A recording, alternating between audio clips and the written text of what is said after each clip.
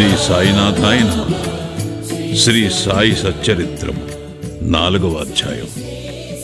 యోగీశ్వరుల కర్తవ్యము, పవిత్ర షిరిడీ క్షేత్రము, సాయిబాబా యొక్క రూపురేఖలు, గౌలిబువా గారి వాక్కు, విఠల దర్శనము, క్షీరసాగరుని కథ, దాసగను ప్రయాగ స్నానము, సాయిబాబా యోని సంభవము, షిరిడీకి వారి మొదటి రాక, 3 బసలు, యోగీశ్వరుల కర్తవ్యము. భగవద్గీత 4వ అధ్యాయమున 7-8 శ్లోకములందు శ్రీకృష్ణ పరమాత్ముడు ఇట్లు సెలవిచ్చియున్నారు. ధర్మము నశించునప్పుడు, అధర్మము వృద్ధి పొందునప్పుడు నేను అవతరించెదను. సన్మార్గులను రక్షించుటకు, దుర్మార్గులను శిక్షించుటకు, ధర్మస్థాపన కొరకు యుగ యుగములందు అవతరించెదను. ఇది ఏ భగవంతుని కర్తవ్య కర్మ. భగవంతుని ప్రతినిధులకు యోగులు, సన్యాసులు అవసరం వచ్చినప్పుడెల్లా అవతరించి ఆ కర్తవ్యమును నిర్వర్తించెదరు. ద్విజులకు బ్రాహ్మణ, క్షత్రియ, వైశ్య జాతుల వారు తమ కర్మలను మానునప్పుడు, శూద్రులు పైజాతుల వారి హక్కులను అపహరించినప్పుడు, మతగురువులను గౌరవించక అవమానించునప్పుడు, ఎవరునూ మతబోధలను లక్ష్య పెట్టనప్పుడు, ప్రతివాడునూ గొప్ప పండితుడునని అనుకున్నప్పుడు, జనులు నిషిద్ధాహారములు, మద్యపానములకు అలవాటు పడినప్పుడు, మతము పేరుతో కాని పనులు చేయనప్పుడు, వేరువేరు మతముల వారు తమలో తాము కలహించుచున్నప్పుడు, బ్రాహ్మణులు సంధ్యావందనము మానునప్పుడు, సనాతనులు తమ మతాచారములు పాటించనప్పుడు, ప్రజలు ధనధారా సంతానములే జీవిత పరమార్థముగా భావించి మోక్ష మార్గమును మరచునప్పుడు, యోగీశ్వరులు ఉద్భవించి వారి వాక్కాయ కర్మలచే ప్రజలను సవ్యమార్గమును పెట్టి వ్యవహారములు చక్కదిద్దుదురు. వారు దీపస్తంభముల వలె సహాయపడి మనము నడువవలసిన సన్మార్గమును, సత్ప్రవర్తనమును నిర్దేశించెదరు. ఈ విధముగానే నివృత్తి, జ్ఞానదేవు, ముక్తాబాయి, నామదేవు, జానాబాయి, గోర, గోణాయి, ఏకనాథుడు, తుకారాం, నరహరి, నర్షిభాయ్, సజన్కా సాయి, సాంవతమాలి, రామదాసు మొదలుగా గల యోగులను తదితరులను వేరువేరు సమయములందు ఉద్భవించి మనకు సవ్యమైన మార్గమును చూపిరి. అట్లే సాయిబాబా కూడా సకాలమందు షిరిడీ చేరిరి. పవిత్ర షిరిడీ క్షేత్రం అహ్మద్నగర్ జిల్లాలోని గోదావరి నది ప్రాంతములు చాలా పుణ్యతమములు. ఏలయన అచ్చట అనేక యోగులు ఉద్భవించిరి, నివసించిరి. అట్టి వారిలో ముఖ్యులు శ్రీ జ్ఞానేశ్వర్ మహారాజ్.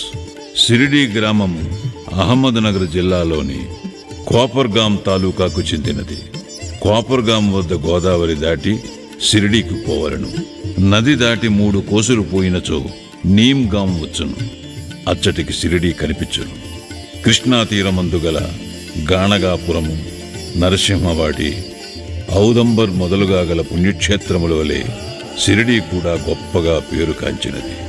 పండరీపురమునకు సమీపమున గల మంగళవేడయందు భక్తుడకు దామాజీ, సజ్జనగడమందు సమర్థ రామదాస్, నర్సోబాచీవాడియందు శ్రీ నరసింహ సరస్వతీ స్వామివార్లు వర్ధిల్లినట్లే శ్రీ సాయినాథుడు షిరిడీలో వర్ధిల్లి దానిని పవిత్రమునర్చెను.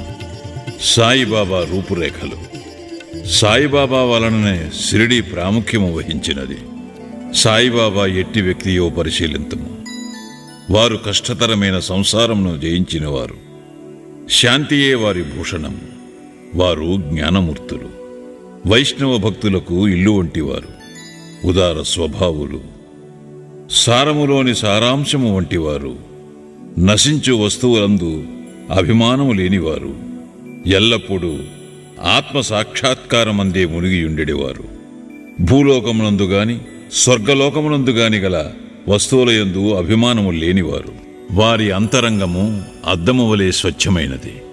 వారి వాక్కుల నుండి అమృతము స్రవించుచుండెను. గొప్పవారు, బీదవారు వారికి సమానమే. వారు మానవమానాలను లెక్కించిన వారు కారు. అందరికీ వారు ప్రభువు.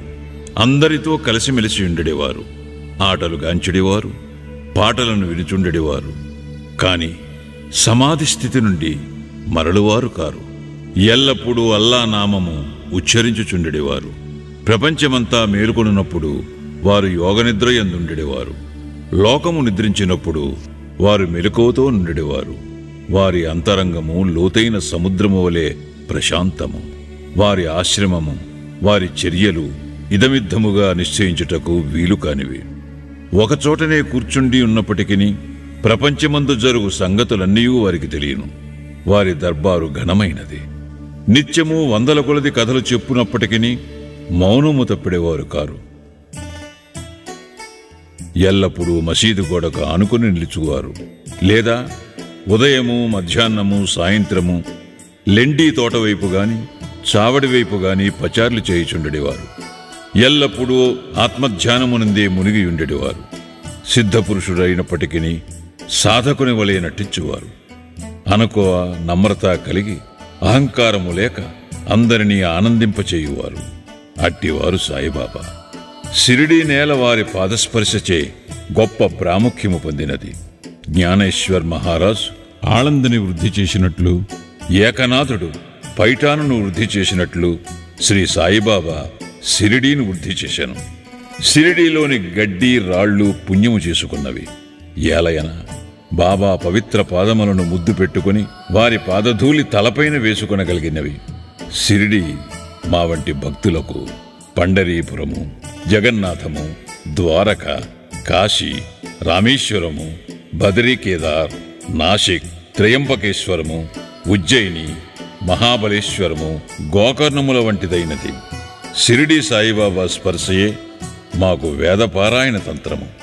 అది మాకు సంసార బంధముల సన్నగిల చేసి ఆత్మ సాక్షాత్కారమును సులభ సాధ్యము చెయ్యును. శ్రీ సాయి దర్శనమే మాకు యోగ సాధనముగా నుండెను. వారితో సంభాషణ మా పాపమును తొలగించుచుండెను. త్రివేణి ప్రయాగల స్నానఫలము వారి పాదసేవ వలనే కలుగుచుండెడిది. వారి పాదోదకము మా కోరికలను నశింపు చేయుచుండెడిది. వారి ఆజ్ఞ మాకు వేదవాక్కుగా నుండెడిది. వారి ఊదీ ప్రసాదము మమ్ము పావనము చేయుచుండెను. వారు మా పాలిట శ్రీకృష్ణుడిగా, శ్రీరాముడుగా నుండి ఉపశమనము కలుగు చేయుచుండిరి. వారు మాకు పరబ్రహ్మ స్వరూపమే. వారు ద్వంద్వాతీతులు. నిరుత్సాహముగాని ఉల్లాసముగాని ఎరుగరు. వారు ఎల్లప్పుడూ సచితానంద స్వరూపులుగా నుండెడివారు. షిరిడీ వారి కేంద్రమైనను వారి లీలలు పంజాబు, కలకత్తా, ఉత్తర హిందూస్థానము, గుజరాత్, దక్కను, కన్నడ దేశములలో చూపుచుండిరి. ఇట్లు వారి కీర్తి దూరదేశములకు వ్యాపింపగా భక్తులన్ని దేశముల నుండి షిరిడీ చేరి వారిని దర్శించి వారి ఆశీర్వాదమును పొందుచుండిరి. వారి దర్శన మాత్రముననే భక్తుల మనములు వెంటనే శాంతి వహించుచుండెడివి. పండరీపురమందు విఠల్ రకుమాయిలను దర్శించినచో భక్తులకు కలిగడి ఆనందము షిరిడీలో దొరుకుచుండెడిది. ఇది అతిశయోక్తి కాదు. ఈ విషయమును గూర్చి భక్తుడొకడు చెప్పినది గమనింపుడు. గౌలిబువ అభిప్రాయము. 95 సంవత్సరముల వయస్సు గల గౌలిబువ అను వృద్ధ భక్తుడొకడు పండరీ యాత్ర ప్రతి సంవత్సరము చేయువాడు. 8 మాసములు పండరీపురమందు, మిగతా 4 మాసములు ఆషాఢము మొదలు కార్తీకము వరకు గంగానది ఒడ్డునను ఉండిడివాడు. సామాను మోయుటకు ఒక గాడిదను, తోడుగా ఒక శిష్యుని తీసుకుని పోవాడు. ప్రతి సంవత్సరము పండరీ యాత్ర చేసుకుని షిరిడీ సాయిబాబా దర్శనమునకై వచ్చేవాడు. అతడు బాబాను మిగుల ప్రేమించువాడు. అతడు బాబా వైపు చూచుచూ ఇట్లనెడవాడు: వీరు పండరీనాథుని అవతారమే. అనాథల కొరకు, బీదల కొరకు వెలసిన కారుణ్యమూర్తి. గౌలిబువ విఠోబాదేవుని ముసలి భక్తుడు. పండరీ యాత్ర ఎన్నిసార్లు చేశాను. వీరు సాయిబాబా పండరీనాథుని అవతారమని నిర్ధారణపరిచిరి. విఠలదేవుడు దర్శనమిచ్చుట. సాయిబాబాకు భగవన్నామస్మరణ యందును సంకీర్తనమందును మిక్కిలి ప్రీతి. వారెప్పుడు అల్లా మాలిక్ అనగా అల్లాయే యజమాని అని అనుచుండెడివారు. 7 రాత్రింబగళ్ళు భగవన్నామస్మరణ చేయించుచుండెడివారు. దీనినే నామ సప్తాహమందరు. బాబా ఒకప్పుడు దాసగను మహారాజును నామ సప్తాహము చేయమనిరి. సప్తాహము ముగినాడు విఠల్ దర్శనము కలుగునని వాగ్దానమిచ్చినచో నామ సప్తాహమును సలిపెదనని దాసగను జవాబిచ్చెను. బాబా తన గుండెపై చేయి వేసి, తప్పనిసరిగా దర్శనమిచ్చును, కాని భక్తుడు భక్తి ప్రేమలతో ఉండవలెను. డాకూర్నాథు యొక్క డాకూరు పట్టణము, విఠలు యొక్క పండరీపురము, శ్రీకృష్ణుని ద్వారకా పట్టణము ఇక్కడనే అనగా షిరిడీలోనే ఉన్నవి. ఎవరునూ ద్వారకకు పోవలసిన అవసరము లేదు. విఠలుడు ఇక్కడనే ఉన్నాడు. భక్తుడు భక్తి ప్రేమలతో కీర్తించునప్పుడు విఠలుడు ఇక్కడనే అవతరించును అని అనెను. సప్తాహము ముగిసిన పిమ్మట విఠలుడి క్రింది విధముగా దర్శనమిచ్చెను. స్నానానంతరము కాకాసాహేబు దీక్షితు ధ్యానములో మునిగినప్పుడు విఠలుడు వారికి గాన్పించెను. కాకా మధ్యాహ్నహారతి కొరకు బాబా యొద్దకు పోగా తేట తెల్లముగా కాకాను బాబా ఇట్లడిగెను. విఠల్ పాటిల్ వచ్చినాడా? నీవు వానిని చూచితివా? వాడు మిక్కిలి పారుబోతు. వానిని దృఢముగా పట్టుకును. ఏమాత్రము అజాగ్రత్తగా ఉన్నను తప్పించుకుని పారిపోవును. ఇది ఉదయము జరిగెను. మధ్యాహ్నము ఎవడో పటములను అమ్మువాడు 25-30 విఠోబా చిత్రపటములను అమ్మకమునకు తెచ్చెను. ఆ పటము సరిగా కాకాసాహేబు ధ్యానములో చూచిన దృశ్యముతో పోలియుండెను. దీనిని చూచి బాబా మాటలు జ్ఞాపకమునకు తెచ్చుకొని కాకాసాహేబు ఆశ్చర్యానందములలో మునిగెను. విఠోబా పటమునొకటి కొని పూజామందిరములో నుంచుకునెను. భగవంతరావు క్షీరసాగరుని కథ.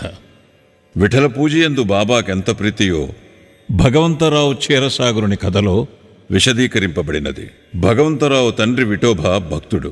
పండరీపురమునకు నియమముగా యాత్ర చేయుచుండెడివాడు.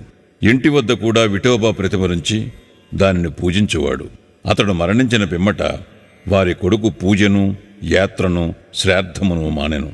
భగవంతరావు షిరిడీ వచ్చినప్పుడు బాబా వాని తండ్రిని జ్ఞప్తికి తెచ్చుకొని, వీని తండ్రి నా స్నేహితుడు కావున వీనినిచ్చటకు ఈడ్చుకుని వచ్చి తిని, వీడు నైవేద్యము ఎన్నటూ పెట్టలేదు. కావున నన్నును విఠలుని కూడా ఆకలితో మార్చినాడు. అందుచేత వీనినిక్కడకు తెచ్చి తిని, వీడు చేయునది తప్పని బోధించి చీవాట్లు పెట్టి తిరిగి పూజ ప్రారంభించున్నట్లు చేసెదను అని అనిరి. ప్రయాగ క్షేత్రములో దాసగణ స్నానము. గంగానది యమునా నది కలిగి చోటునకు ప్రయాగ అని పేరు. ఇందులో స్నానమాచరించిన ప్రతివానికి గొప్ప పుణ్యము ప్రాప్తించునని హిందువుల నమ్మకము. అందుచేతనే వేల కొలది భక్తులు అప్పుడప్పుడు అచ్చటికి పోయి స్నానమాడుదురు. దాసగను కూడా ప్రయోగ పోయి అచ్చట సంగమములో స్నానము చేయవలనని మనస్సున దలచెను. బాబా వద్దకేగి అనుమతించమనను. అందుకు బాబా ఇట్లు జవాబిచ్చెను. అంత దూరము పోవలసిన అవసరమే లేదు. మన ప్రయాగ ఇచ్చటనే కలదు. నా మాటలు విశ్వసింపు. ఇట్లు అన్నంతలో ఆశ్చర్యములన్నిటికంటే ఆశ్చర్యకరమైన వింత జరిగినది. దాసగన్ మహారాజు బాబా పాదములపై శిరస్సు నుంచిన వెంటనే బాబా 2 పాదముల బొటనవేళ్ల నుండి గంగా యమునా జలములు కాలువలుగా పారెను. ఈ చమత్కారమును చూచి దాసగను ఆశ్చర్యచకితుడయ్యాను. భక్తి ఆవేశాలతో మైమరిచాడు. కన్నులు ఆనందాశ్రులతో నిండే అతని హృదయంలో ఉప్పొంగిన కవితావేశం శ్రీ సాయిలీలా గాన రూపంలో పెళ్ళుబుకింది. బాబా అయోని సంభవుడు. షిరిడీ మొట్టమొదటి ప్రవేశించుట. సాయిబాబా తల్లిదండ్రులను గూర్చిగాని, జన్మము గూర్చిగాని, జన్మస్థానమును గూర్చిగాని ఎవరికీ ఏమీ తెలియదు. ఎందరో పెక్కుసారులు ఈ విషయములు కనుగొనుటకు ప్రయత్నించిరి. పలుసార్లు ఈ విషయముగా బాబాను ప్రశ్నించిరి. కాని ఎట్టి సమాధానము కాని సమాచారము కాని పొందకుండిరి. నామదేవు, కబీరు సామాన్య మానవుల వలె జన్మించి ఉండలేదు. ముత్యపు చిప్పలలో చిన్న పాపల వలె లభించిరి. నామదేవుడు భీమారథి నదీతటమున గోణాయికి కనిపించాను. కబీరు భాగీరథీ నదీతటమున తమాలకు కనిపించాను. అట్టిదే సాయి జన్మ వృత్తాంతము. భక్తుల కొరకు బాబా 16 ఏళ్ల బాలుడుగా షిరిడీలో వేప చెట్టు కింద అవతరించాను. బాబా అప్పటికే బ్రహ్మజ్ఞానిగా కనిపించాను. బాబా స్వప్నావస్థ ఎందైనను ప్రపంచ వస్తువులను కాంక్షించుడివారు కాదు. ఆయన మాయను తన్నెను. ముక్తి బాబా పాదములను సేవించుచుండెను. నానా చోప్దారు తల్లి మిక్కిలి ముసలిది. ఆమె బాబానిట్లు వర్ణించినది. ఈ చక్కని చురుకైన కుర్రవాడు వేప చెట్టు క్రింద ఆసనములో నుండెను. శీతోష్ణములను లెక్కింపక అంతటి చిన్న కుర్రవాడు కఠిన తపమాచరించుట, సమాధిలో మునుగుట చూచి గ్రామస్తులు ఆశ్చర్యపడిరి. ఆ బాలుడు పగలు ఎవరితో కలిసిడివాడు కాదు, రాత్రి అందెవరికీ భయపడేవాడు కాడు. చూచిన వారు ఆశ్చర్య నిమగ్నులై ఆ చిన్న కుర్రవాడు ఎక్కడి నుండి వచ్చినాడని అడుగసాగిరి. అతని రూపు, ముఖ లక్షణములు చాలా అందముగా నుండెను. చూచిన వారెల్లరూ ఒక్కసారిగా ముగ్ధులకు చుండెలి. ఆయన ఎవరి ఇంటికి పోకుండెను. ఎల్లప్పుడూ వేప చెట్టు కిందనే కూర్చున్నవాడు. పైకి చిన్న బాలునవలే కనిపించినప్పటికీ చేతలను బట్టి చూడగా నిజముగా మహానుభావుడే.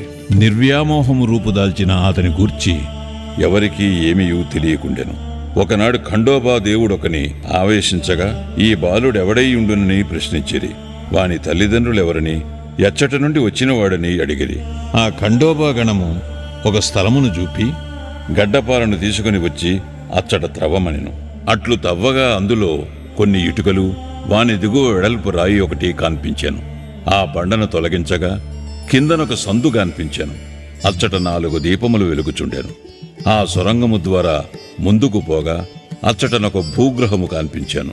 అందులో గోముఖ నిర్మాణములు, కర్రబల్లలు, జపమాలలు కనిపించాను. ఈ బాలుడచ్చట 12 సంవత్సరములు తపస్సును అభ్యసించెనని ఖండోబా చెప్పెను. పిమ్మట కుర్రవాణి నీ విషయము ప్రశ్నించగా వారలను మరపించుచు అది తన గురుస్థానమనియు వారి సమాధి అచ్చట గలదుగావున దానిని కాపాడవలెననియు చెప్పాను. వెంటనే దానినెప్పటివలే మూసివేసిరి. అశ్వత్థ ఔదంబర వృక్షముల వలె ఈ వేప చెట్టును పవిత్రముగా చూచుకొనుచు బాబా ప్రేమించువాడు. మహల్సాపతి తదితర షిరిడీలోని భక్తులు దీనిని బాబా యొక్క గురువుగారి సమాధి స్థానమని భావించి సాష్టాంగ నమస్కారములు చేసెదరు. 3 వసతి గృహములు, వేప చెట్టును దాని చుట్టూనున్న స్థలమును హరివినాయక సాటేయను వాడుకొని సాటేవాడాయను ఒక పెద్ద వసతి గృహమును కట్టించాను. అప్పట్లో షిరిడీకి పోయిన భక్త మండలికిది ఒక్కటియే నివాస స్థలము. వేప చెట్టు చుట్టూ ఎత్తుగా అరుగు కట్టిరి, మెట్లు నిర్మించిరి. మెట్ల దిగువన ఒక గూడు వంటిది కలదు. భక్తులు మండపముపై ఉత్తరాభిముఖముగా కూర్చునెదరు. ఎవరిచ్చట గురు శుక్రవారములు ధూపము వేయుదురో వారు బాబా కృప వల్ల సంతోషముతో నుండెదరు. ఈ వాడ చాలా పురాతనమైనది కావున మరమ్మత్తునకు సిద్ధముగా నుండెను. తగిన మార్పులు, మరమ్మతులు సంస్థానము వారు చేసిరి. కొన్ని సంవత్సరముల పిమ్మట దీక్షిత్వాడాయన పేర ఇంకొక వసతి గృహము కట్టబడినది. న్యాయవాది అయిన కాకా సాహెబ్ దీక్షిత్ ఇంగ్లండ్కు పోయాను. అచ్చట రైలు ప్రమాదమున కాలు కుంటుపడెను. అది ఎంత ప్రయత్నించిననూ బాగు కాలేదు. తన స్నేహితుడు నానాసాహెబ్ చందోర్కర్ షిరిడీ సాయిబాబాను దర్శించమని సలహా ఇచ్చాను. 1909వ సంవత్సరమున కాకా షిరిడీకి పోయాను. బాబా దర్శన మాత్రమున అమితానంద భరితుడై షిరిడీలో నివసించుటకు నిశ్చయించుకొనెను. కాలు కుంటితనము కన్నా తన మనస్సులోని కుంటితనమును తీసివేయమని బాబాను ప్రార్థించాను. తన కొరకును ఇతర భక్తులకును పనికి వచ్చినట్లు ఒక వాడాను నిర్మించాను. 10-12-1910వ తారీఖున ఈ వాడా కట్టుటకు పునాది వేసిరి. ఆనాడే 2 ముఖ్యమైన సంఘటనలు జరిగాను. 1 దాదాసాహెబ్ కాపర్డేకు తన ఇంటికి పోవుటకు బాబా సమ్మతి దొరికాను. 2 చావడిలో సేజాహారతి ప్రారంభమయ్యాను. దీక్షిత్వాడ పూర్తి కాగానే 1911వ సంవత్సరంలో శ్రీరామనవమి సమయమందు శాస్త్రోక్తముగా గృహప్రవేశము జరిపిరి. తరువాత కోటీశ్వరుడును నాగపూర్ నివాసియగు బూటి మరొక పెద్ద రాతిమేడను నిర్మించాను. అతడు చాలా ద్రవ్యము దీని కొరకు వెచ్చించాను. వెచ్చించిన ద్రవ్యమంతయు నిజమునకు సార్థకమయ్యాను. ఎలయనగా బాబాగారి భౌతిక శరీరము అందులో సమాధి చేయబడినది. దీనినే సమాధి మందిరమందురు. ఈ స్థలములో మొట్టమొదట పూలతోటయుండెను. ఆ తోటలో బాబాయే తోటమాలిగా మొక్కలకు నీళ్లు పోయిట మొదలుగునవి చేసెడివారు. ఇట్లు 3 వాడాలు కట్టబడెను.